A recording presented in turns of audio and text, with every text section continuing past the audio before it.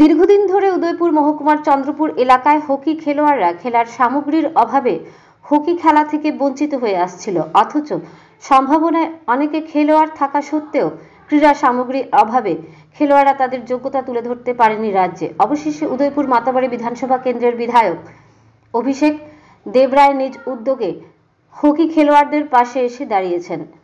বুধবার বিকেলে এক অনুষ্ঠানের মধ্য দিয়ে চন্দ্রপুর ভিলেজ স্কুল মাঠে এক অনুষ্ঠানের মধ্য দিয়ে হকি সামগ্রী তুলে দিলে হকি খেলোয়াড়দের হাতে এবং কৃতি যে সমস্ত খেলোয়াড়রা রয়েছে তাদের সম্বর্ধনা দেওয়া হয়। এক অনুষ্ঠানের মধ্য দিয়ে বিধায়ক অভিষেক দেবরায় উপস্থিত জনগণের সামনে বলেন, দীর্ঘদিন ধরে এই এলাকার খেলোয়াড়রা ক্রীড়া সামগ্রিকভাবে হকি খেলতে অংশগ্রহণ করতে পারেনি, তাই তিনি সম্ভাবনাময় খেলোয়াড়দের পাশে দাঁড়িয়ে তাদের হাতে হকি সামগ্রী তুলে দিয়ে আগামী দিনে খেলোয়াড়দের দেশ, রাজ্যের এবং উদয়পুরের নাম উজ্জ্বল করতে পারে হকি খেলতে, সেই জন্য তিনি সামগ্রীগুলো তুলে দিয়েছেন খেলোয়াড়দের হাতে। এর আশা প্রকাশ করেন আগামী দিনে খেলোয়াড়রা জাতীয় স্তরে সুনাম অর্জন করতে পারবে বলে আশাও ব্যক্ত করেন। ব্যুরো রিপোর্ট, আরই ধর্মনগর। গোমতী জেলাতে আমাদের এই মাঠে হকি খেলা হয় এবং গোমতী জেলাকে রিপ্রেজেন্ট করে আমাদের মাতাবাড়ি বিধানসভায়, বিশেষ করে এই চন্দ্রপুর ভিলেজের কিছু যুবক, কিন্তু তাদের সেরকমভাবে কোনোভাবেই কোনো সরকারি সাহায্য বা কোনো রকম সাহায্য তারা পায়নি বিগত দিনে। তো আবুল কালাম আজাদ প্রথম আজ থেকে প্রায় 1.5 বছর আগে আমাকে বলেছিল যে কিছু হকির সামগ্রী যদি কিনে দেওয়া যায় তাহলে আমাদের এখানে প্র্যাকটিসটা খুব ভালো হয়। এবং আবুল কালাম আজাদ একমাত্র কোচ যে এখানে নিঃস্বার্থভাবে কোনো টাকা পয়সার বিনিময়ে অনেক দিন যাবৎ এখানে হকি শেখাচ্ছে এবং ছেলে মেয়েদের সাথে ওতপ্রোতভাবে জড়িত আছে। এবং সবচেয়ে আশ্চর্যকর বিষয় হলো, ন্যাশনাল লেভেলে আমাদের স্কুল লেভেল যে খেলা হয় সেখানে, প্লাস ন্যাশনাল টিমেও আমাদের এই মাঠ থেকে ছেলেরা অংশগ্রহণ করেছে। তো শুধুমাত্র তাদের বিভিন্ন খেলার সামগ্রী এবং তাদের খেলার যে প্রয়োজনীয় জিনিসপত্রগুলো সেগুলোর জন্য তারা এগোতে পারছে না। তো আমাদের ত্রিপুরা রাজ্যে এই সমস্ত জিনিসগুলো পাওয়া যায় না। তো আমি আজ থেকে প্রায় 6 মাস আগে একবার বলেছিলাম যে এগুলো আমি কিনে দেব। তো ও আমার পিছ ছাড়ি অনেকদিন যাবত যে আপনাকে দিতে হবে। তো লাস্টলি আমি বললাম আমি তোমাকে কিনে দেবো লাস্ট কিছুদিন আগে। তো যখন এই হকির সরঞ্জাম কেনার এটা পাকাপাকি হয়ে গেছে, তারপর সঙ্গে সঙ্গে সে আবার বললো কিনা তো দিবেন দাদা, কিন্তু বলটি তো রাস্তাতে দেবো, মানুষের তো মাথা মতো ফাটবো, গ্লাস গ্লুস ভাঙবো, গাড়ি টাড়ি, এটা রিস্ক কেন নিব।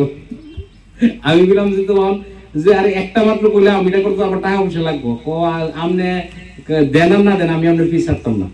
হ্যাঁ, তখন আমি বললাম যে ওকে তোমরা জানানোর প্রয়োজন নেই, কলকাতাতে একজন ছিল, আমি বললাম যে এই সামগ্রীগুলো আনতে হবে। ওকে টাকা পাঠানোর পর 2 দিন আগে সামগ্রীটা এসছে। তো এই একটা অনুষ্ঠানের মাধ্যমে সবাইকে জানিয়ে এটা আমরা দেই। তো তাই আজকের এই অনুষ্ঠান।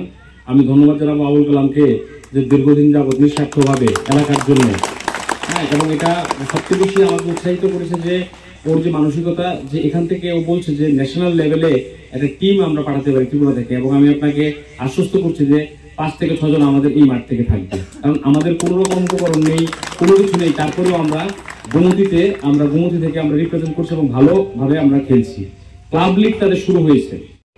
তো ক্লাব লিগ যখন হবে তখন যে কোনো ক্লাবের পক্ষ থেকে তারা যাবে। তো যে ক্লাবের পক্ষ থেকেই যাক, তাদের কাছে যদি অন্যান্য জায়গা থেকে যারা আসবে তাদের কাছে সমস্ত সরঞ্জাম থাকবে। তো এখান থেকে আমাদের মাতাবাড়ি থেকে রিপ্রেজেন্ট করবে, তাদের কাছে সরঞ্জামের অভাব হবে, তাহলে তো আমাদের স্ট্যাটাসের মধ্যেও ঘাটতি করবে যে মাতাবাড়ি বিধানসভা বা উদয়পুর বা গোমতী জেলা থেকে যে টিমটা এসছে তাদের মিনিমাম যে উপকরণ সেগুলো পর্যন্ত নেই। ওটাই আনন্দ ক্লাব তাদেরকে বলেছে যে তোমরা যাও, আমরা এখান থেকে যা পারি করবো। তখন আমি চিন্তা করলাম যে ক্লাব লিগের আগেই তাদের দৈনন্দিন যে প্র্যাকটিস হবে সেখানে তাদের কাজে লাগবেই। পাশাপাশি এই ক্লাব লিগের আগে যেটা আমাদের আগরতলাতে হবে, তো সেখানে যেন আমাদের রিপ্রেজেন্টেশনে যেন কোনোভাবেই ঘাটতি না হয়, তাই এই উপকরণগুলো তাদেরকে দেওয়া হলো। এবং আমার একটা বিশ্বাস যে এটার মাধ্যমে তাদের খেলার প্রতি আরো আগ্রহ বাড়বে। এবং যেটা বলেছে যে গোল পোস্টেরও দরকার তাদের, যেটা গোল পোস্ট আছে তারা লাকড়ি দিয়ে বানানো যায়, আপনারা দেখবেন। তো এটাও আমি চিন্তা করছি আগামী 2-3 মাসের মধ্যে সেটা করে দেবো। পাশাপাশি এখানে একটা হাইড্রোলের বেড়া দিয়ে যেন কেউ আহত না হয় বা কোনো রকম অসুবিধা না হয়, তার জন্য আমরা এটা করবো।